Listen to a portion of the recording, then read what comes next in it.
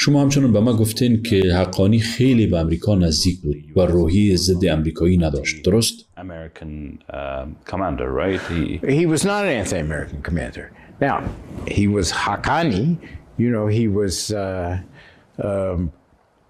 او ضد امریکایی نبود. حالا او حقانی بود. تحت تاثیر تفکر دیوبندی بود و تمایلات وهابی گونه هم داشت.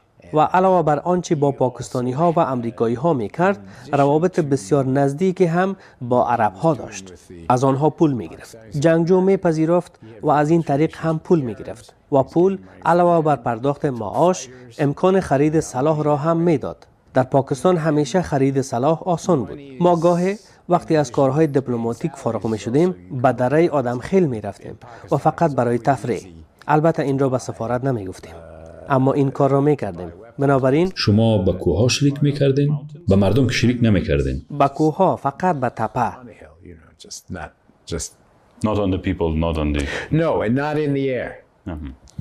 Because what نه و به هوا هم نه، چون هرچی بالا برود باید پایین بیاید. و بنابراین او نه تنها از امریکایی ها و پاکستانی ها بلکه حتی از مولوی خالص هم مستقل تر بود.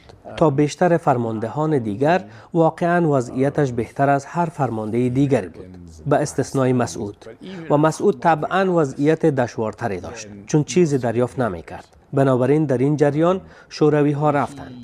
جنگ ادامه دارد. همه فکر میکنند نجیب سقوط میکند، اما نجیب سقوط نمیکند چون روزها رفتند اما به ارسال پول ادامه دادند و بنابراین او هنوز میتوانست کار کند.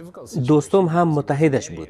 در این زمان فرماندهانی که از این ترتیبات نامیده شده بودند و چندان از هفتگانه افغان خوششان نمی آمد.